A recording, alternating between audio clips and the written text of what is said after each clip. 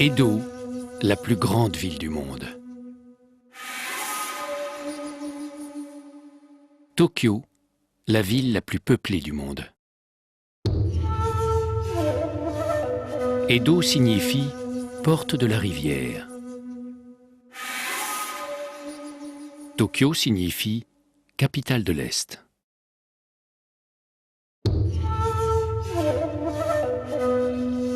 XIXe siècle, XXIe siècle.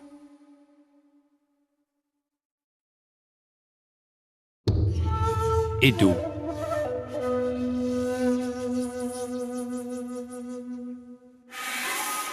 Tokyo.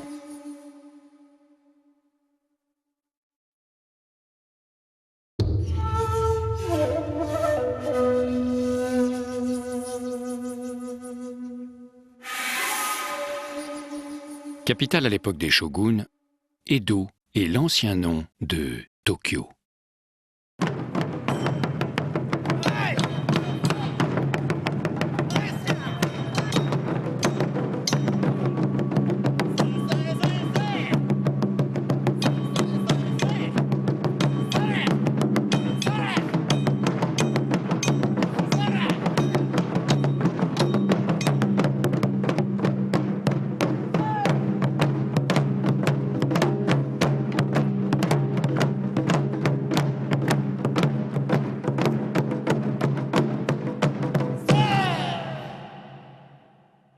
À l'est de l'Asie, l'archipel du Japon s'étire en arc de cercle sur 3000 km. Sur l'île de Honshu, du côté océan Pacifique, la ville de Tokyo s'organise autour d'un vaste espace vert central. Sur l'emplacement d'un château construit à la fin du XVIe siècle, se dresse le palais impérial. Même s'il fascine toujours les Japonais, l'endroit n'a plus qu'un rôle symbolique. L'empereur n'intervient plus en politique, mais il symbolise l'unité nationale. Le Grand Tokyo compte plus de 30 millions d'habitants, dont 12 millions environ pour le seul centre-ville.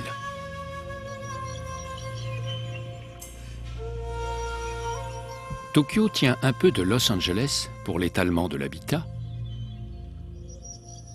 Elle s'inspire de New York pour élever ses nouveaux immeubles et de Paris pour certains monuments.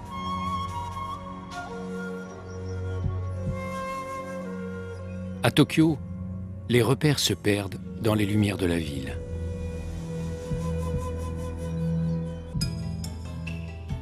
La mégapole entrecroise les voies de communication. Une ligne ferroviaire fait le tour complet de la ville, alors que les autoroutes la parcourent en superposant les bretelles d'accès et les échangeurs. Tous les moyens sont utiles pour circuler dans une ville dépourvue de centre. Tokyo juxtapose en réalité plusieurs centres à travers une dizaine de quartiers très différents les uns des autres. Malgré la pression immobilière, la ville entretient de nombreux espaces verts. Les terrains se vendant à prix d'or, on crée de nouvelles surfaces en empiétant sur l'océan. Une gigantesque conurbation réunit Tokyo et les villes voisines. Elle rassemble le quart des 127 millions de Japonais. Seuls les rivages de la baie de Tokyo ont pu endiguer la progression de la ville vers l'est.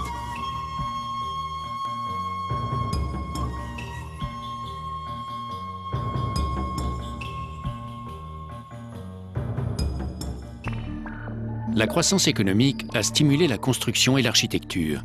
Edo et Tokyo cohabitent et les créations récentes ouvrent des perspectives de plus en plus audacieuses. Pour les Japonais, le monde matériel est éphémère. Une conception que les architectes expriment à leur façon. Rien n'est figé, tout peut évoluer. Le mouvement s'immisce donc dans les créations. L'architecture y gagne en fluidité.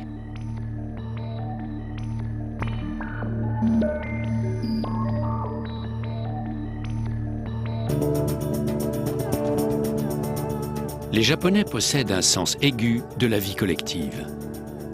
Exemple, l'habitat. Les policiers sont partout, pour humaniser et renseigner. Car la plupart des rues n'ont pas de nom et la numérotation des maisons n'est pas continue. Un véritable casse-tête. En Occident, la foule est souvent synonyme de chacun pour soi. Les Japonais, au contraire, sont très attentifs aux autres. Le masque protège du pollen, mais on le porte aussi pour ne pas propager ses propres microbes. Tokyo est une ville propre. Partout, on frotte, on récure, on astique. Dans une telle ville, l'hygiène exige des attentions constantes.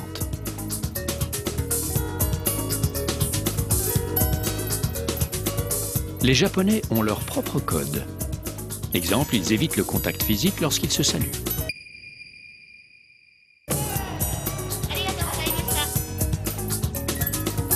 Un conseil, ne fumez pas en marchant. Pour les accros de la cigarette, une solution, les stations fumoirs. Ainsi, pas de risque d'incommoder les non-fumeurs et aucune raison de jeter son mégot à terre.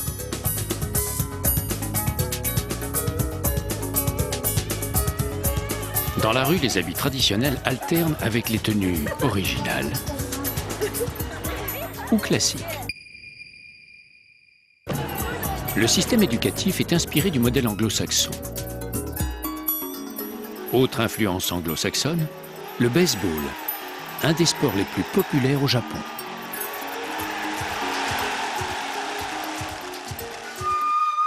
Les valeurs japonaises doivent beaucoup aux deux religions principales. La plus ancienne, le shintoïsme, vénère des milliers de divinités.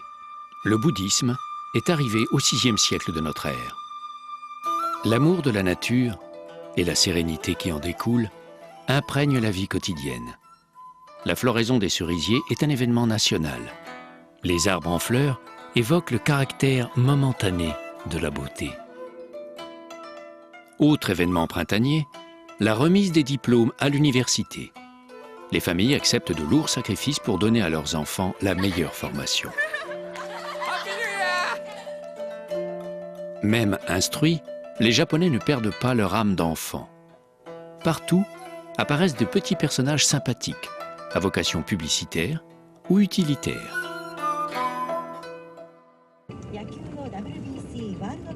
Les deux roues se glissent partout, mais pas question de les laisser se garer n'importe où. Des parkings adaptés sont prévus, avec un astucieux système de cadenas automatique. L'espace manque, mais pas les astuces. Dans les stations-service, les tuyaux descendent à la verticale pour libérer de l'espace au sol. Des filets géants permettent le golf en pleine ville. Un luxe que tout le monde ne peut pas se permettre, même si le Japon bénéficie d'un niveau de vie élevé. Le PIB japonais est le deuxième du monde après les États-Unis, 2 fois supérieur à celui de la France. Et pourtant, il n'y a pas de ressources naturelles, ni gaz, ni pétrole, juste un peu de charbon.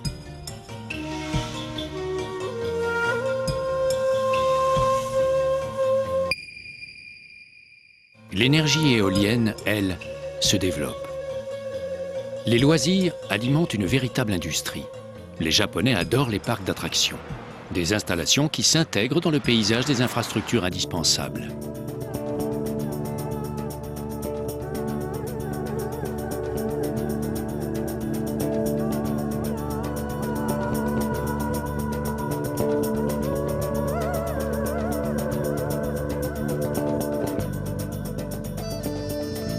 Les moyens de déplacement sont vitaux pour éviter la congestion. Le système du métro, géré par la ville et une compagnie privée, a été simplifié pour gagner en efficacité. On apprécie aussi la classe des chefs de station.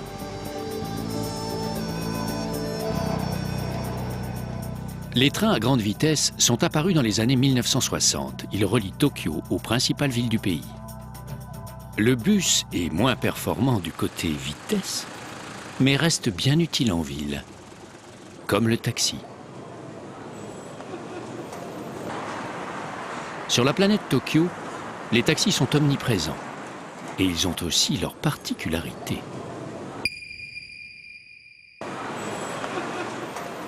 Oui, la porte est commandée par le chauffeur. La décoration est souvent bien personnelle et les gants blancs font partie des accessoires. Tokyo est sillonnée par les voies de chemin de fer. La Tokyo Station est une réplique de la gare d'Amsterdam. Elle a survécu au bombardement de la guerre et ses lignes occidentales inspirent les artistes.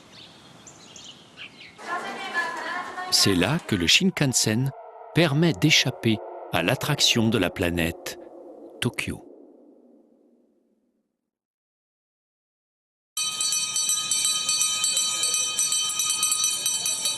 « 5 heures du matin. Les thons congelés patientent au marché aux poissons de Tsukiji. Le Japon est le plus gros consommateur de thon au monde. La vente à la criée va commencer. Avant, il faut s'assurer de la qualité du poisson. En effet, au Japon, le poisson est souvent consommé sans être cuit.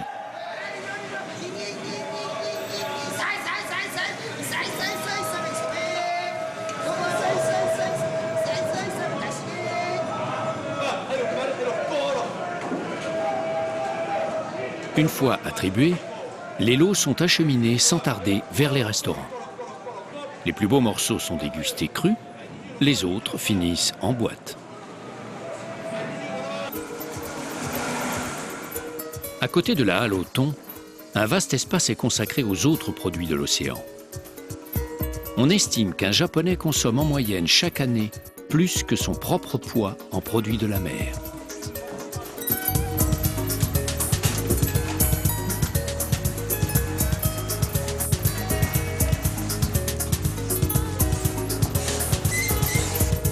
Au marché de Tsukiji, le poisson est débité à la demande.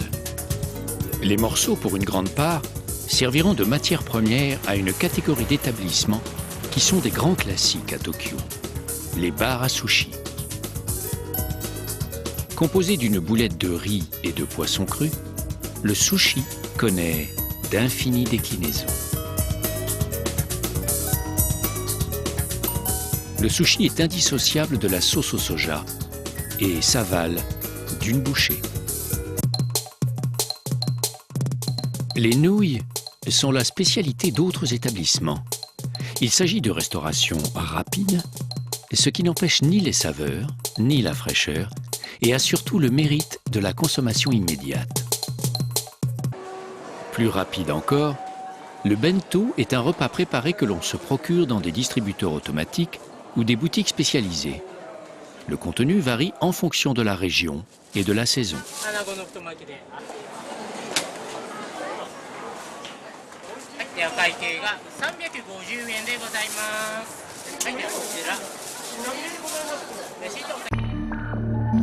Les distributeurs de boissons font office de bar automatique, tant le choix est grand. Le thé et le café y sont servis chauds ou froids.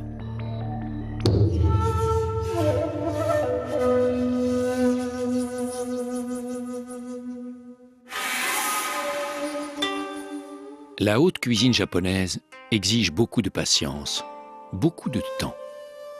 Un repas ne se conçoit qu'avec une multitude de plats. Les moines bouddhistes sont à l'origine d'une cuisine végétarienne qui exclut la viande et le poisson. Ici, on exploite à merveille les fruits de mer et les légumes à travers une cuisson toujours brève. La cuisson rehausse la saveur naturelle des aliments. Yumiko Kano choisit les ingrédients pour leur qualité nutritive et décorative. Je rassemble des ingrédients selon la saison et puis je choisis ce qui m'inspire. En apportant la beauté dans l'assiette, je veux faire passer un sentiment de bienvenue, d'hospitalité envers le client. J'essaie de faire en sorte que les clients se relaxent et aussi soient en bonne santé grâce à ce que je prépare. Même s'ils sont frits, les aliments ne peuvent pas être gras. En les cuisant, on veille à respecter la saveur des ingrédients, mais aussi leur couleur. La cuisine ici est synonyme de personnalité, de créativité. J'ai eu la chance d'être élevée dans les beaux paysages du Japon. Ici, sous la forme de la cuisine, j'essaie de transmettre aux autres ma sensibilité, ma perception de ce qui est beau. Mais alors, on peut dire que vous êtes une artiste.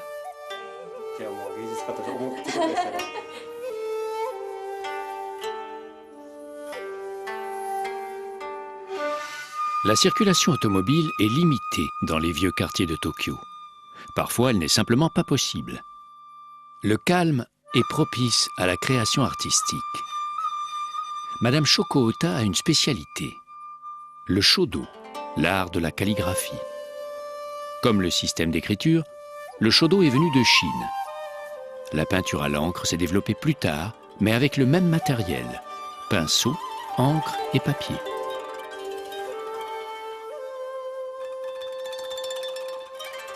Il faut conditionner le papier pour qu'il puisse recevoir l'encre.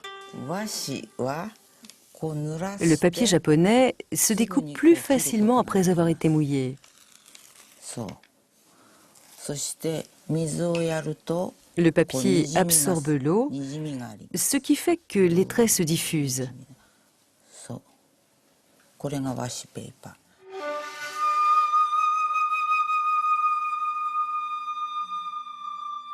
Le shodo est une spécialité qui ne s'improvise pas. Mon père était peintre, c'est lui qui m'a appris la peinture. Je transmets cet art à ma fille, et ma fille aussi est devenue une artiste.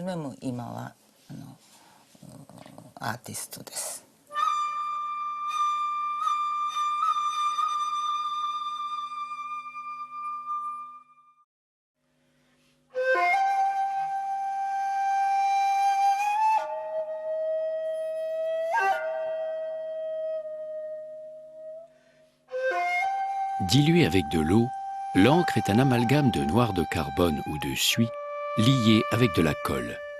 Le corps des pinceaux est souvent fait de bambou. L'encre peut être colorée pour reproduire les nuances de la nature. La pointe du pinceau, en laine ou en poil de blaireau, et la maîtrise de l'artiste donnent un trait d'une finesse extrême. La peinture à l'encre est un exercice délicat. En effet, les corrections sont impossibles. Le tableau se peint d'une traite. Sur le hanshi, le papier destiné à la peinture, le droit à l'erreur n'existe pas. La technique s'applique aussi à d'autres supports, comme le kimono en soie, le vêtement traditionnel.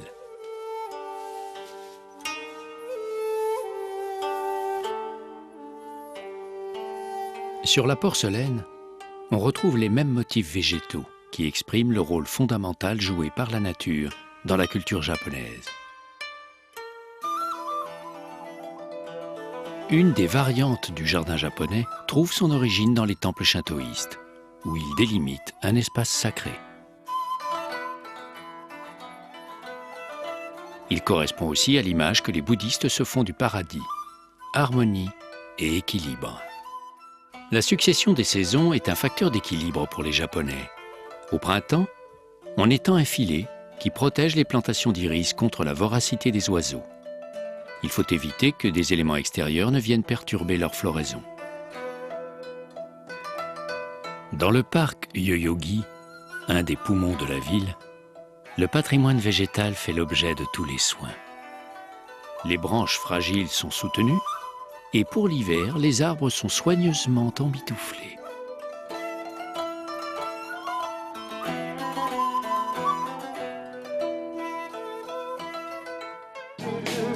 Le dimanche, le parc s'anime de sonorités inhabituelles. C'est le point de rendez-vous des groupes de rock amateurs.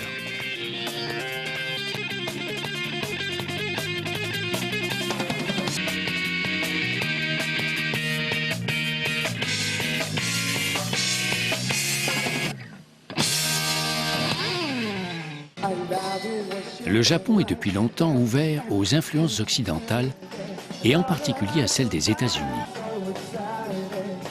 Les références vestimentaires, bien sûr, mais aussi les références musicales sont communes aux Européens ou aux Américains.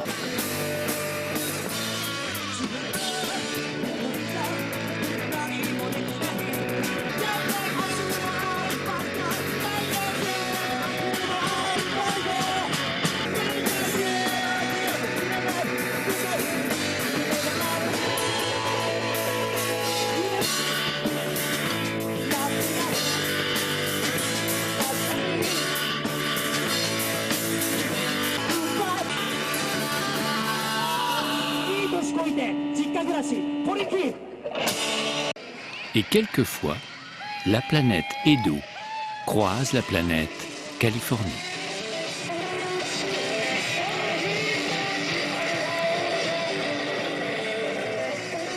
Avec leurs cheveux en banane, leur cuir et leurs jeans version 50s, les fans de rockabilly se donnent en spectacle chaque semaine au parc Yoyogi avec l'espoir d'être repérés par un producteur de shows télévisés. Le rockabilly est un rock pur et dur, né aux États-Unis au milieu des années 1950. Il connaît un regain de popularité depuis les années 1980.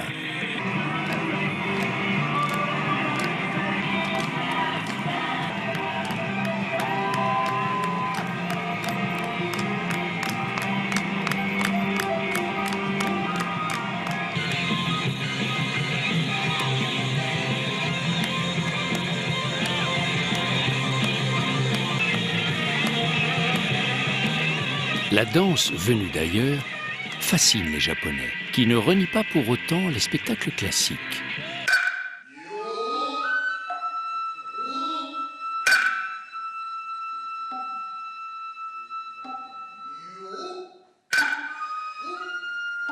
Le théâtre No est une des expressions du théâtre traditionnel. Il est né au XIVe siècle à partir de rites shintoïstes, mais les textes ont perdu aujourd'hui leur référence religieuse.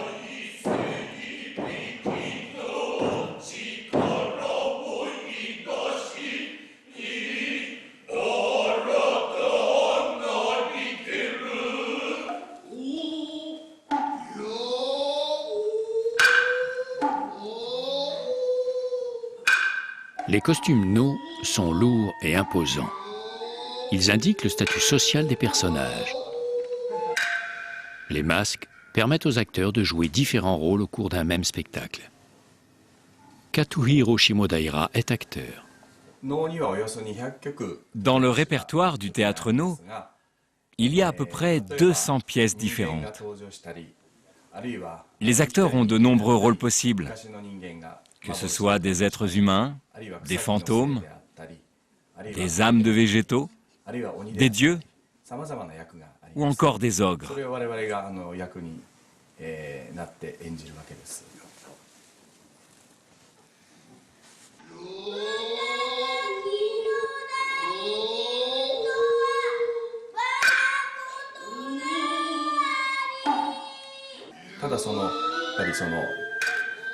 Ce qui est joué sur scène, c'est le monde du rêve et des illusions surréalistes. Le temps s'écoule différemment par rapport à la vie réelle. Ce qui serait lent dans la réalité est encore plus lent ou plus rapide. On exagère. De toute façon, c'est le monde irréel.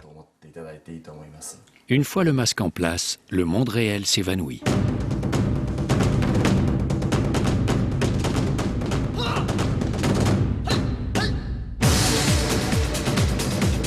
Shinjuku est un quartier très animé à l'ouest de la ville.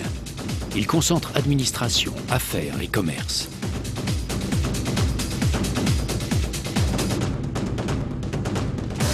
La nuit ici est synonyme de vie. Shinjuku est un haut lieu de la vie nocturne depuis l'époque Edo au XVIIe siècle. Le quartier était en effet le premier relais sur la route qui menait vers l'ancienne capitale, Kyoto. Shinjuku n'a rien perdu de sa débordante vitalité et reste actif 24 heures sur 24. Parfois, après le shopping, certains couples se dirigent vers un lieu de divertissement bien japonais, le karaoké. Kara signifie vide, oké veut dire orchestre. Karaoké signifie sans orchestre d'accompagnement. Ici, les salles de karaoké sont des salons destinés à oublier facilement l'attraction terrestre.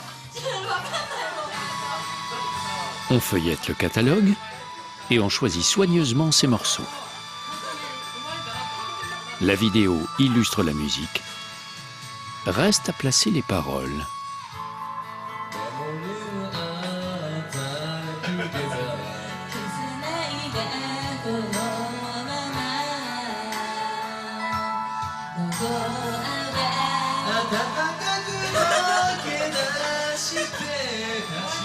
Plus on chante faux, plus on rigole.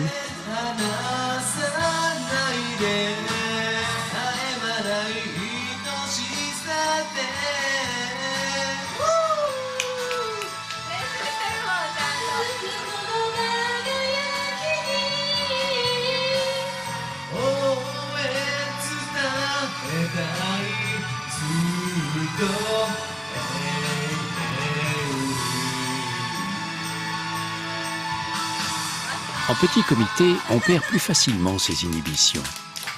Grâce au karaoké, on évolue en apesanteur sur la planète Edo.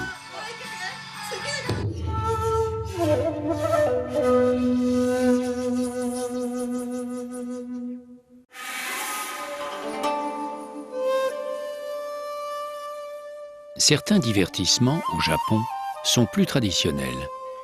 La geisha est une institution qui date du XVIIe siècle. La préparation de la jeune femme commence par le maquillage. Le haut du corps et le visage sont fardés de blanc. Jadis, les femmes de haut rang se démarquaient des femmes du peuple par la pâleur de leur teint. La peau claire était un signe de distinction. La coiffure de la geisha est tellement complexe que l'on recourt de plus en plus souvent à la perruque. Le kimono est l'élément essentiel de l'habillement. La jeune femme doit se prêter aux longs préparatifs avec beaucoup de bonne grâce. On apprend l'art de l'habillement dans l'okiya, la maison où résident traditionnellement les geishas.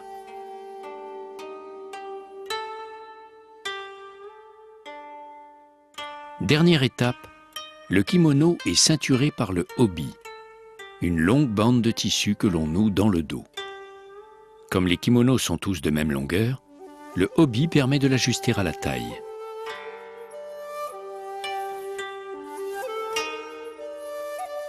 Le kimono est personnel.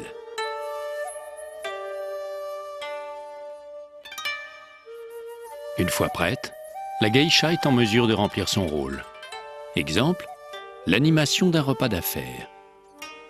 Mais quelle est la fonction de la geisha ?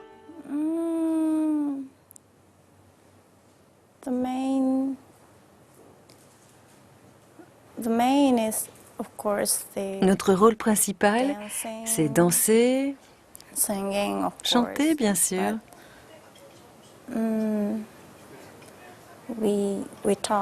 Et puis on parle avec les clients, on les décontracte.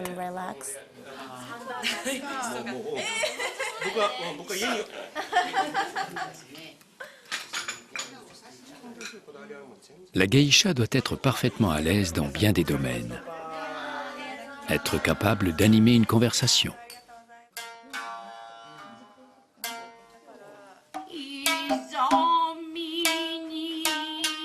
Et pour agrémenter la fin du repas, elle maîtrise les arts traditionnels.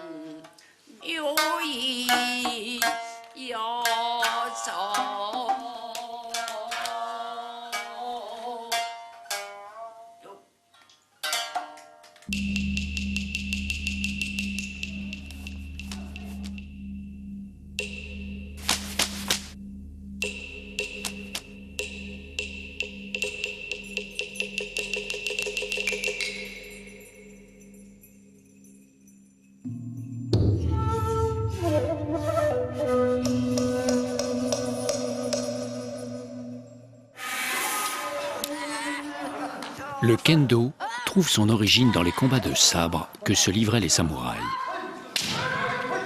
Le port du sabre fut interdit au XIXe siècle. On le remplaça par le shinai, un sabre factice fait de lattes de bambou.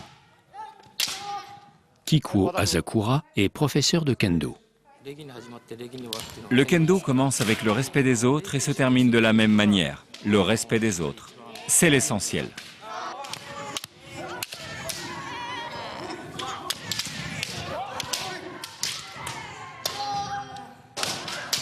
Pour qu'un coup soit valable, il faut qu'il touche la tête, les avant-bras ou les flancs, et uniquement avec le tiers supérieur de l'arme.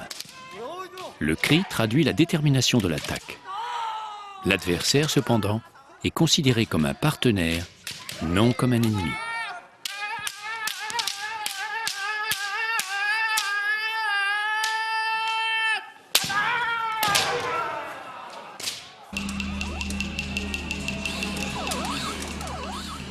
On dépense moins d'énergie, mais bien plus d'argent dans les jeux vidéo. Le marché des jeux vidéo est au Japon le deuxième du monde après celui des États-Unis. Une activité qui tire une bonne part de ses profits des produits dérivés et notamment des jouets. Dans le quartier d'Akihabara, un grand magasin spécialisé est le temple du divertissement. Les nouveautés se vendent en quelques heures. Fascinant. La passion pour les jouets anciens est tout aussi forte. Les plus belles pièces sont cotées comme des objets d'art.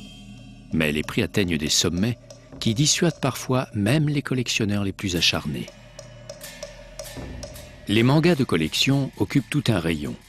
Le terme manga désigne les bandes dessinées au Japon. Ce sont des produits de grande consommation réalisés avec du papier bon marché. Pourtant, pour Shinya Yamamoto, les mangas sont irremplaçables. Depuis mon enfance, je suis habitué aux mangas. J'ai toujours vécu avec eux. Maintenant, je suis étudiant et les mangas pour moi sont toujours très proches. On estime que la moitié des Japonais lisent au moins un manga par semaine. Parfois, les lecteurs font une pétition pour prolonger une histoire. Oui, je pense vraiment qu'il y a une influence du manga sur les gens. On apprend pas mal de choses à travers les mangas. On y trouve l'émotion, on découvre de nouvelles idées, de nouvelles manières de penser. Je pense vraiment que tous les lecteurs se laissent influencer. On apprend plein de choses à partir des mangas. Et tous les genres se mélangent.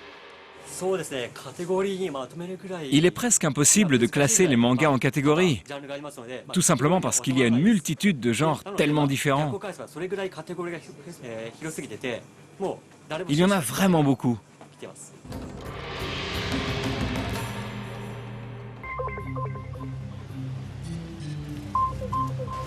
Toujours dans le quartier de Akihabara, les Japonais vivent une autre passion, l'électronique. Les vendeurs attirent le chaland par tous les moyens. Le mouchoir en papier à la cote, mais les écrans ont désormais remplacé les prospectus publicitaires.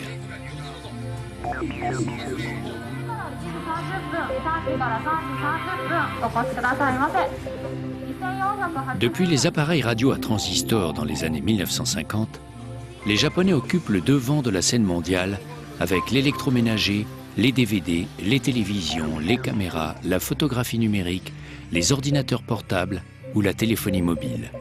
De plus en plus, la concurrence est rude, notamment avec d'autres pays asiatiques.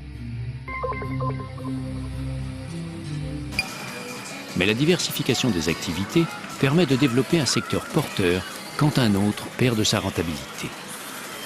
Entre l'électronique version ludique et le matériel grand public, les rues d'Akihabara ne désemplissent pas.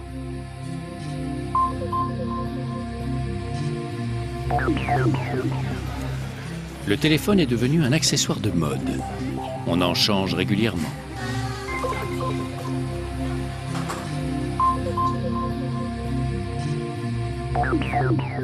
Plus qu'en Occident, les codes de reconnaissance vestimentaire sont importants et indiquent l'appartenance à un groupe. Et quelles que soient les apparences, les gadgets électroniques en font partie intégrante. Sur la planète Edo, l'habit fait le moine.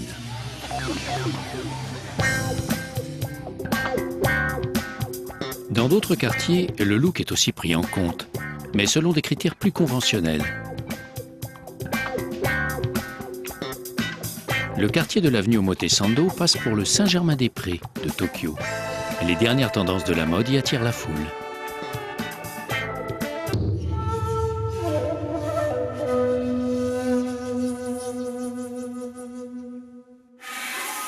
La mode représente un très gros marché au Japon. Depuis plusieurs années, de nombreux créateurs japonais bénéficient d'une réputation internationale, leur production se hisse désormais au niveau de leurs rivales françaises ou italiennes.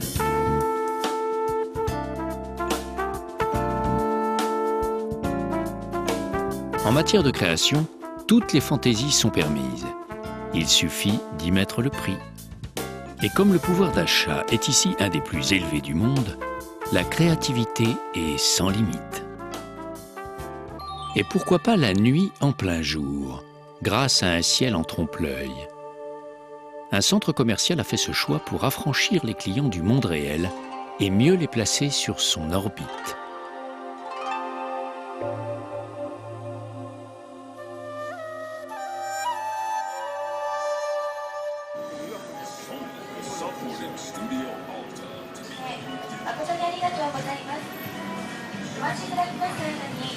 Le sens des affaires n'exclut pas celui des convenances.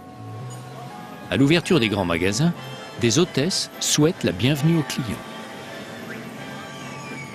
Le sens du service implique ici une courtoisie extrême.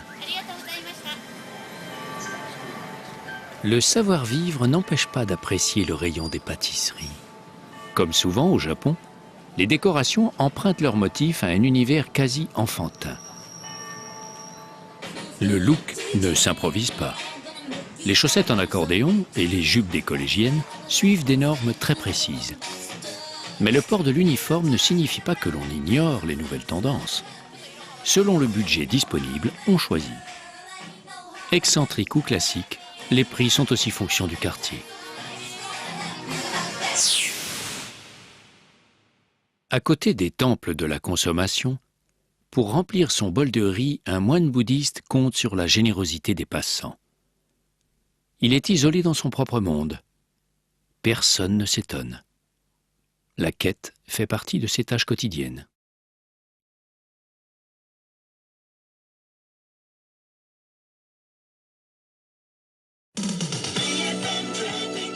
Ginza, un quartier que l'on surnomme souvent les Champs-Élysées de Tokyo. Un quartier où l'on résiste difficilement à la tentation.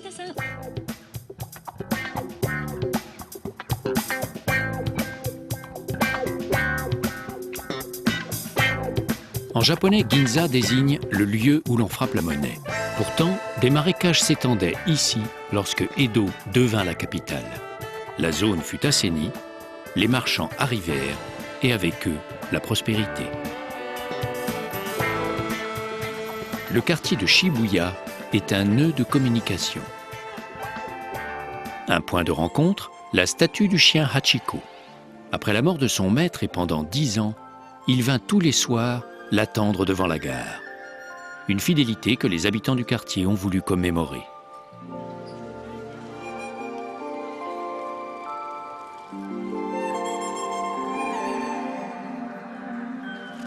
Au Japon, la jeunesse fait évoluer la conception du travail.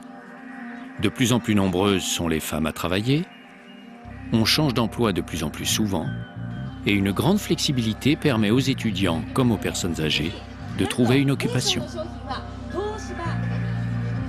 Après le boom économique des années 1980, Tokyo fut prise d'une véritable fièvre immobilière.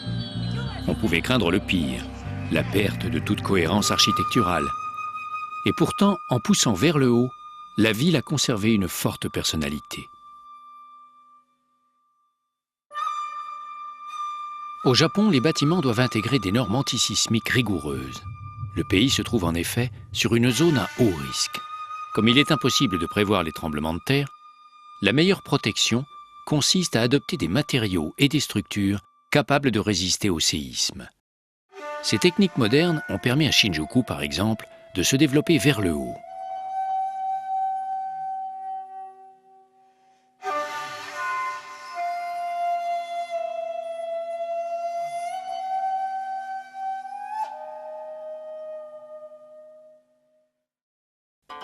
Il existe des îlots où les habitants continuent à trouver la paix intérieure.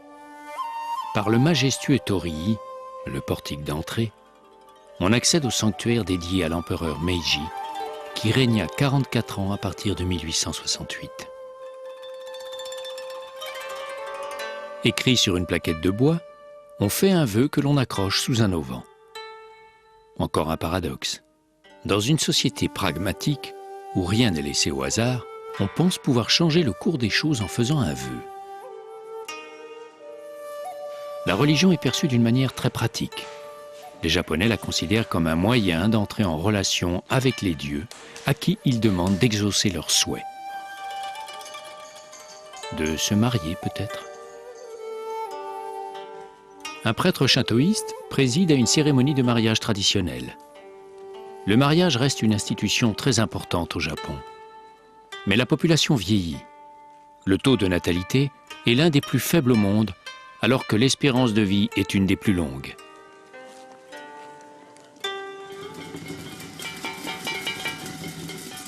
Une fontaine accueille les fidèles au temple Sensoji. L'eau permet de se purifier avant que la fête de Sanshazai commence. Soudain apparaît le dragon géant, porté par des hommes du quartier.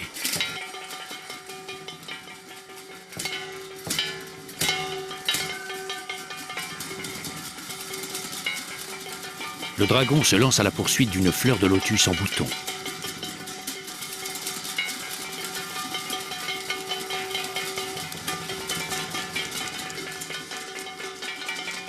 La fleur de lotus représente chez les bouddhistes le pur esprit sortant du corps impur.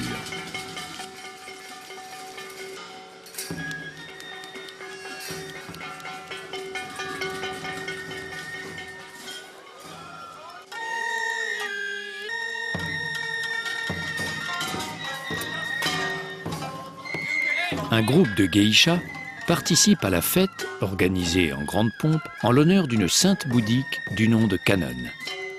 On la vénère pour obtenir sa miséricorde. Kannon est honorée dans plusieurs pays d'Asie, où elle prend des apparences et des noms différents. Elle est parfois représentée chevauchant un dragon. En Extrême-Orient, le dragon est symbole d'énergie et de prospérité. On le touche pour bénéficier de ses pouvoirs.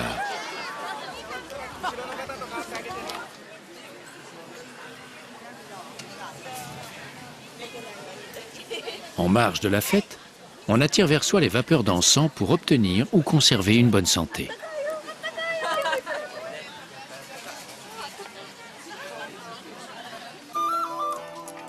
Moyennant quelques yens, on gagne le droit de retirer un bâtonnet d'une boîte métallique. Chaque bâtonnet correspond à un petit tiroir. À l'intérieur, un feuillet porteur d'un message. En quelques idéogrammes, l'avenir apparaît. Travail, amour, argent, gloire. On brûle de savoir. Quand les nouvelles sont bonnes, on conserve le billet. En revanche, si l'avenir s'annonce mal, on noue le message fatidique pour conjurer le mauvais sort et on l'oublie au plus vite.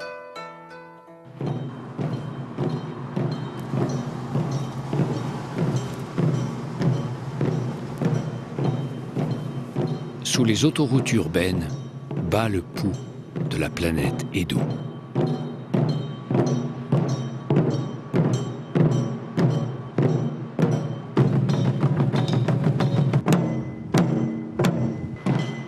Le wadaiku, le tambour traditionnel japonais, résonnait déjà au VIe siècle. Il ponctuait les cérémonies religieuses et encourageait les soldats au combat.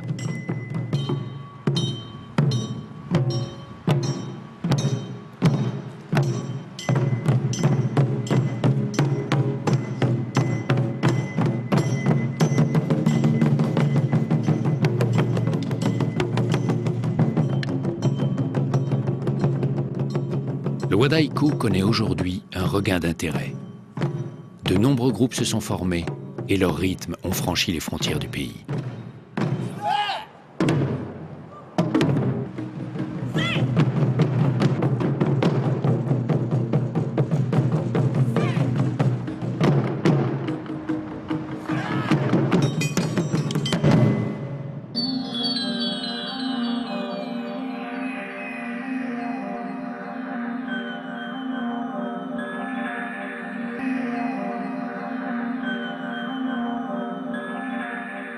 Un monorail mène à Odaiba, un quartier parti de rien à la fin des années 1980. Mais les attractions depuis se sont multipliées. La France, un jour, a prêté la réplique de la Statue de la Liberté, celle qui se trouve à Paris. Les Japonais en ont gardé une copie. Un peu de Paris, un peu de New York. Tokyo est une planète patchwork.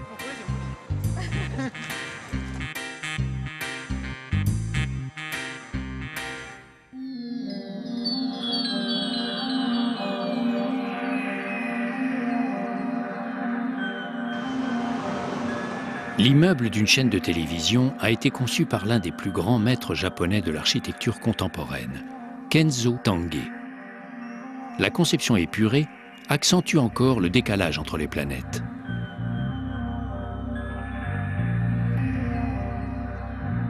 On perd vite le contact avec la Terre, et lorsqu'on s'élève, le champ de vision s'élargit. Pour un instant passager d'un vaisseau spatial, les habitants de Tokyo redécouvrent leur ville.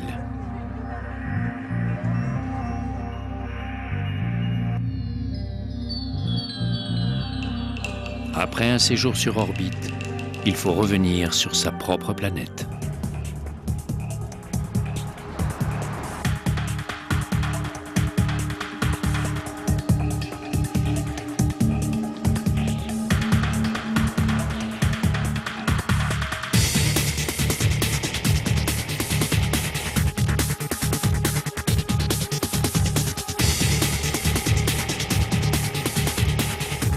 Edo, Tokyo. La voie semble tracée depuis des siècles. Soudain, au moment le plus imprévisible, la ville se remet en cause. La ville s'interroge. La vision se brouille. Tokyo brouille les pistes. On croit avoir trouvé la direction et on se retrouve ailleurs, sans repère.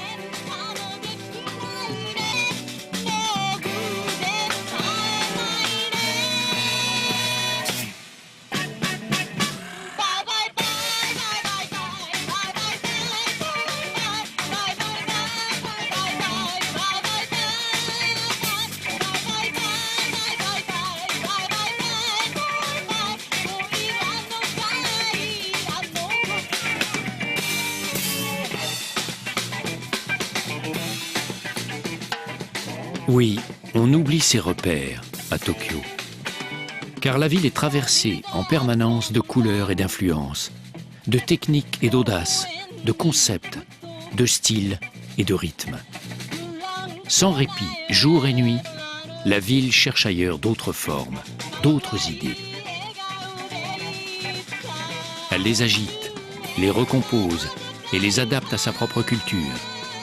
Une autre planète, mais une planète avec laquelle la communication passe.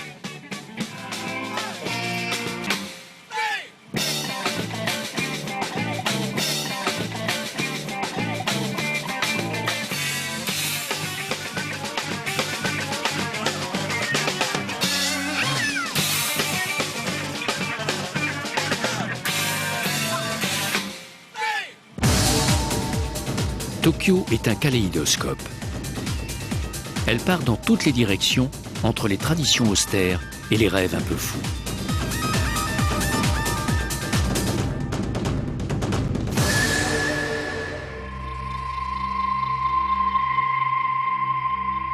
Tokyo est un puzzle immense dont chaque quartier est une pièce. Il faut prendre de la distance pour la saisir. Alors seulement, quand le recul est suffisant, le présent s'éloigne et à la lueur des balises, on aperçoit une planète future qui sera peut-être très proche de la planète Edo.